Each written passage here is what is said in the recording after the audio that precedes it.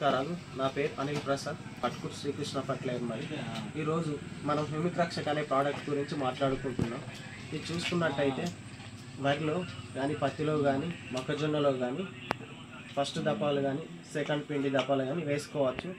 ప్రస్తుతానికైతే ఒక రైతు మన దగ్గరికి వచ్చి వరిలో దపాలుగా గుంపులుగా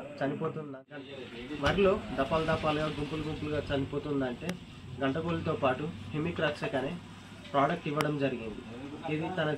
ఇది ఆయన వాడాక ఎలా ఉందో తన మాటలతో. నమస్కారం. నేను హ్యూమిక్ రక్షక్ అనే ప్యాకెట్ను వరిలో వాడడం వల్ల మంచి ఫలితాలు వచ్చాయి. అంటే వరిలో ప్రధానమైన తెగులు వరి ఇక్కలు చనిపోవడం కానీ వరి పైరు అనేది చాలా గంటకు ఎదుగుదల లేకపోవడం వల్ల దీన్ని శ్రీకృష్ణ ఫర్టిలైజర్ని సంప్రదించడం వల్ల వారు నాకు ఇది సూచించడం జరిగింది. గంట గోళీలతో పాటు దీన్ని హ్యూమిక్ రక్షక్ను ఎకరానికి ఒక ప్యాకెట్ చొప్పాను వాడడం వల్ల మంచి ఫలితం వచ్చింది. పైరు కూడా చాలా అద్భుతంగా పెరిగింది. కావున రైతులు మీరు కూడా దీన్ని వాడాల్సిందిగా